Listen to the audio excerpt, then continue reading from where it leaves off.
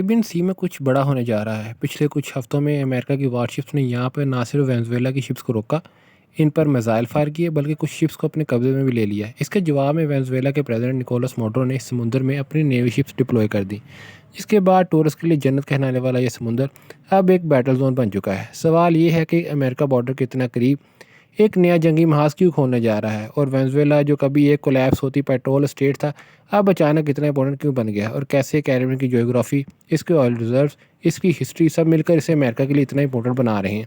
इस वीडियो को एंड तक लाजमी देखें, क्योंकि आज हम इसके कॉन्फ्लिक्ट के पास्ट, प्रेजेंट और फ्यूचर पर बात करने जा रहे हैं, जिसके असरात सिर्फ इस वेस्टर्न हेमिस्फीयर पर नहीं बल्कि पूरी दुनिया पर पड़ने वाले हैं। कैरिबियन सी में आखिर हालात इतने ख़राब क्यों हो रहे हैं, ये समझने के लिए ज़रा यहाँ की जियोग्राफी को समझना है। कैरिबियन सी देखने में तो छोटा है, लेकिन इसकी लोकेशन इसे वर्ल्ड पॉलिटिक्स में बहुत इंपॉर्टेंट बना देती है।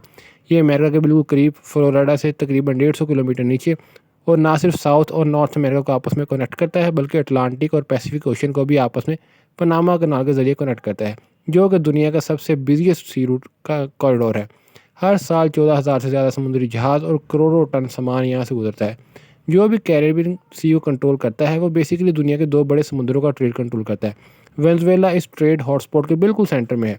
कैरिबियन सी के साथ इसकी कोस्ट लाइन तकरीबन 2800 किलोमीटर लंबी है, जिसकी वजह से वो साउथ अमेरिका की सबसे बड़ी कोस्ट लाइन वाले कंट्रीज में से एक है। इस कोस्ट लाइन पर तो कब्ल्यू लॉक वगैरह और मारागाइबो जैसे बड़े सी बोर्ड्स और नेवल बेसिस हैं। तेल से मालामाल गल्फ ऑफ वेनेजुएला और लेक माराकाइबो बेसन ना सिर्फ एक्सपोर्ट हब है, बल्कि इंटरनेशनल शिपिंग लेन्स के लिए बहुत करीब है।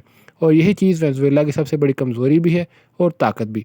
वेनेजुएला की ईस्टर्न साइड पर ऐसे कोई रीजन है जिनका इस वक्त गयाना के साथ डिस्प्यूट चल रहा है। अरसे से ये एरिया निगलेक्टेड था, लेकिन अब यहाँ तेल के बड़े बड़े रिजर्व डिस्कवर हुए हैं, जिन्होंने इस खित्ते की इंपॉर्टेंस को मज़ीद बढ़ा दिया है। अगर वेनेजुएला इसे अपने कंट्रोल में ले ले, तो कैरिबियन सी इसका होल्ड और भी बढ़ जाएगा और वो अटलांटिक ट्रेड रूट्स के बिल्कुल करीब पहुंच जाएगा। लेकिन वेनेजुएला की यही लोकेशन इसे अमेरिका और उसके साथियों के बिल्कुल निशाने पर भी रखती है। जैसे वो पोर्ट्रिको, जिसे सिर्फ 800 किलोमीटर, उरुबा और क्राउको जैसे डिच आइलैंड से सिर्फ 30 किलोमीटर, और फ्लोरिडा में अमेरिकी बेस से एक शॉर्ट फ्लाइट की डिस्टेंस पर है। इसका मतलब अगर इस एरिया में कोई लड़ाई होती है, तो अमेरिका ऑटोमेटिकली इसमें इन्वॉल्व हो जाएगा। But geography is only half story. Venezuela की असल ताकत इसकी ज़मीन के नीचे छुपी है, और वो है ऑयल। वेनेजुएला के पास दुनिया के सबसे बड़े ऑयल रिजर्व हैं, तकरीबन 304 बिलियन बैरल्स के करीब। ये रिज़र्व सऊदी अरब के 267 बिलियन और अमेरिका के 70 बिलियन बैरल रिजर्व से बहुत ज़्यादा है। और ये ज़्यादातर रिजर्व इधर ओरनोको बेल्ट में है और ओरनोको को रिवर के नॉर्थ में है। ये तेल तो बहुत क्रूड और थिक है, और इसे रिफ़ाइन करना ही बहुत मुश्किल है, लेकिन ये इतनी ज़्यादा क्वांटिटी में है कि पूरी दुनिया की इंपॉर्टेंस दी जाती है। इसी तेल की वजह से कभी वेनेजुएला लैटिन अमेरिका के अमीर 3 कंट्रीज़ में से एक था। 1970 में वेनेजुएला 3 बिलियन बैरल ऑयल से रोज़ाना पंप करता था, और ये ज़्यादातर अमेरिका को एक्सपोर्ट होता था। इस टाइम क्राकस कोई आम कैपिटल नहीं था, बल्कि एक एनर्जी सुपर पावर था। इसी तेल की वजह से वेनेजुएला में बड़ी बड़ी बिल्डिंग्स, हाईवेज़ और शहर आबाद हुए। एक टाइम था कि वेनेजुएला कॉपर कैपिटल जीडीपी का पर जीडीपी स्पेन और ग्रीक से भी ज़्यादा था। सन 2000 के शुरू तक अमेरिका की गाड़ियों और जहाज़ों में डलने वाला फ्यूल वेनेजुएला से ही आता था, लेकिन यही ऑयल वेनेजुएला की सबसे बड़ी वीकनेस बन गई। 1980 के आखिर में जब ऑयल प्राइसेस गिरी, तो वेनेजुएला की इकॉनमी कोलैप्स करके करप्शन, मिसमैनेजमेंट और पॉलिटिकल इलनेस में हालात को मज़ीद ख़राब कर दिया। 1990 में एक के बाद एक इकनॉमिक क्राइसिस आए, और बालाखिर 1999 में ह्यूगो चावेज़ वेनेजुएला के प्रेसिडेंट बन गए। शुरू में तो इनकी सोशलिस्ट पॉलिसी की वजह से ऑयल इंडस्ट्री में बहुत बूम आया, लेकिन फिर 2010 में ऑयल प्राइसेस गिरी, तो वेनेजुएला में शदीद क्राइसिस आ गया। 2015 तक वेनेजुएला में इकोनॉमिक हालात बहुत ख़राब हो चुके थे।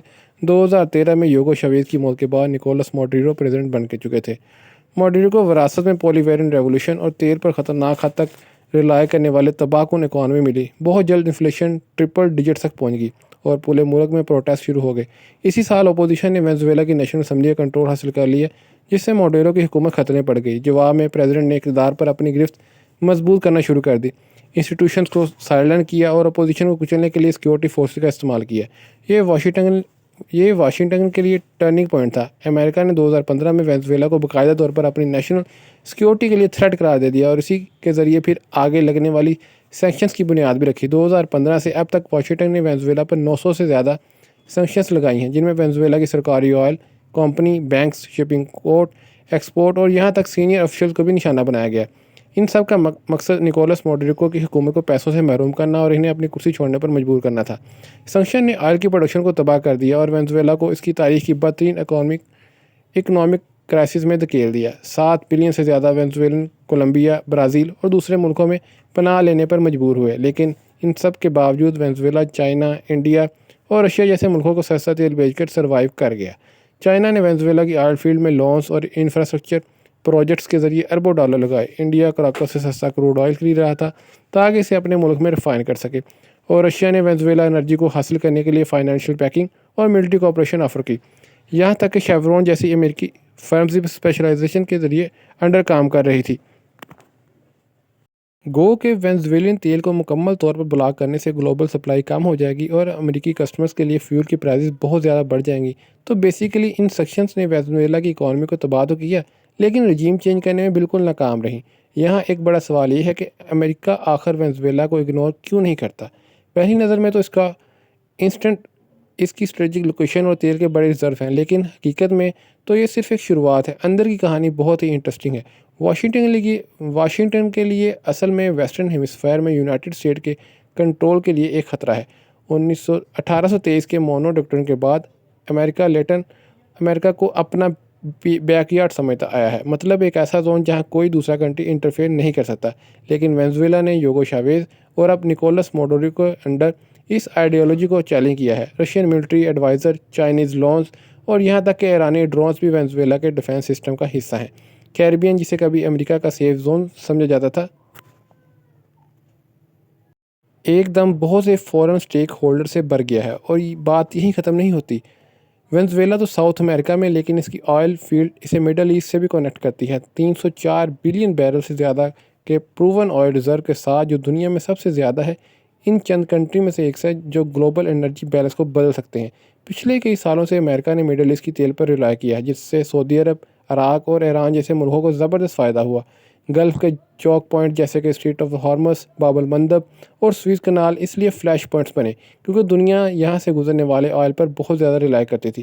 لیکن اگر واشنگٹن کو وینزویلین آئل تک ایکسیس مل گئی، جو اس کی گلف کوسٹ ریفائنری سے صرف 4 دن کی دوری پر ہے، تو وہ مڈل ایسٹ پر اپنی ریلائنس کم کر سکتا ہے، اور اس سے اوپیک کے اندر سعودی عربیہ کا انفلوئنس بہت کم ہو جائے گا۔ ایران کی اس چوک پوائنٹ کے بلاک کرنے کی لیوریج ختم ہو جائے گی، اور یہاں تک کہ یورپ کی انرجی سپلائیز پر رشیا کی گرفت بھی ڈھیلی پڑ جائے گی۔ مگر سادہ لفظوں میں کہوں تو وینزویلا پر کنٹرول صرف امریکہ کے لیے امپورٹنٹ نہیں، یہ مڈل ایسٹ اور دوسرے ریجنز میں بھی بیلنس آف پاور شفٹ کر سکتا ہے۔ جو کنٹریز اس آئل کو ایز لیوریج یوز کرتے ہوئے اس کی لیوریج ہمیشہ کے لیے خطرے میں پڑ سکتی ہے۔ یہی وجہ ہے کہ کیریبین کی چند لیٹن امریکن سے یہی بڑھ کر، اور یہی وجہ ہے کہ تھنگز از ہیٹنگ اپ ان کیریبین۔ ستمبر 2025 میں یو ایس نیوی نے ان شپس پر حملے کیے جن پر وینزویلین ڈرگ سمگلنگ نیٹ ورکس کا حصہ ہونے کا الزام تھا۔ صرف کچھ دن بعد امریکی فورسز نے اسی سمندر میں ایک وینزویلین فشنگ بوٹ پر بھی چڑھائی کی۔ وینزویلا کے لیے یہ کوئی اینٹی ٹرک آپریشن نہیں تھا، بلکہ اس کی سوورینٹی پر حملہ تھا۔ پریزیڈنٹ نکولس ماڈورو نے اس کا زبردست جواب دیا۔ انہوں نے وینزویلا کے اندر 284 بیٹل فرنٹ زون میں اپنی فوج، پولیس اور ملیشیا کو اس وار ایگریشن کے ڈیفنس میں ڈپلوائے کرنے کا اعلان کیا۔ انہوں نے کہا کہ وینزویلا پر وار کا خطرہ منڈلا رہا ہے، اور وہ بھی اس کی کوسٹ لائن سے صرف چند کلومیٹر ہی دور۔ یہ ٹکراؤ ڈرگز یا فشنگ پورٹس کے کنٹرول سے کہیں بڑھ کر ہے۔ یہ کیریبین سی کی کنٹرول کی لڑائی ہے۔ واشنگٹن یہ دکھانا چاہتا ہے کہ وہ اس خطرے کی نگرانی کر سکتا ہے اور اپنا انفلوئنس برقرار رکھ سکتا ہے، جبکہ وینزویلا یہ ثابت کرنا چاہتا ہے کہ اسے دبایا نہیں جا سکتا۔ ڈرگز اور فشنگ پورٹس پر ہونے والے ٹیکس اصل میں ایک بہت بڑی اسٹرگل کی وارننگ سائنز ہے۔ یوکرین یا مڈل ایسٹ میں ہونے والے وارز کی بالکل اپوزٹ کیریبین امریکہ کے بالکل دروازے پر ہے۔ امریکہ کے صدرن پورٹس پر اس گلف آئل ریفائنریز اور پیناما کنال ان شپنگ روٹس پر ریلائی کرتے ہیں جو انہی پانیوں سے گزرتے ہیں۔ یہاں کوئی بھی رکاوٹ امریکی ٹریڈ، انرجی اور ملٹری پر فوری اثر کرے گی۔ یہی وجہ ہے کہ ایک اگریسو والا، خاص طور پر جسے رشیا، چائنا اور ایران کی بیکنگ ہو، امریکہ کے لیے ایک بہت بڑا خطرہ ہے۔ وینزویلا کے لیے بھی یہ سارا کرائسس بہت امپورٹنٹ ہے۔ پریزیڈنٹ ماڈورو کو اپنے ملک میں اکنامک کرائسس اور پولیٹیکل انسٹیبلٹی کا سامنا ہے، اس لیے وہ کیریبین میں کانفلکٹ انہیں اپنی قوم کو یونائٹڈ کرنے کا ایک موقع فراہم کرتا ہے۔ کوسٹل ایریا کو ملٹرائز کر کے، ان بیٹا فرنٹ زون میں فوج تعینات کر کے اور پاور فورن پاور کے ساتھ اتحاد کر کے وہ امریکی امپیریلزم کو چیلنج کر سکتا ہے، اور یہ چیزیں کیریبین سی پر ان کی گرفت کو اور مضبوط کریں گی، جبکہ واشنگٹن کے لیے چیزوں کو ایک اور کو کمپلیٹ کر دے گی۔ لیکن تاریخ بتاتی ہے کہ اس قسم کا کانفلکٹ کتنا خطرناک ہو سکتا ہے۔ 1962 میں کیوبن میزائل کرائسس کی وجہ سے کیریبین میں نیوکلیر وار ہوتے رہ گئی، اور آج بھی یہ جغرافی بالکل نہیں بدلی، بلکہ ان پانیوں کے قریب ہے۔ پاناما کنال اب بھی ایک گلوبل چوک پوائنٹ ہے، اور یہ آئلینڈ جو آج بھی ولنریبل ہے، اور جو چیز بدلتی ہے وہ ہے کھلاڑی۔ کیوبا اور سوویت یونین کی بجائے اب یہ وینزویلا ہے، جسے ماسکو، بیجنگ اور تہران کی حمایت حاصل ہے، اور وہ امریکہ کو کھلا چیلنج کر رہا ہے۔ سوال اب یہ ہے کہ کیریبین امپورٹنٹ ہے یا نہیں، بلکہ یہ ہے کہ دونوں کنٹری کس حد تک جانے کو تیار ہیں۔ کیا واشنگٹن اپنے گھر کے اتنے قریب ایک نئے کانفلکٹ کا خطرہ مول لے گا، یا پھر وینزویلا اپنی طاقتور دوستوں کی پیکنگ سے امریکہ کو پیچھے ہٹنے پر مجبور کرے گا؟ ویڈیو اچھی لگی ہو تو دوسروں کو شیئر کریں اور چینل کو سبسکرائب ضرور کر دیں۔ شکریہ۔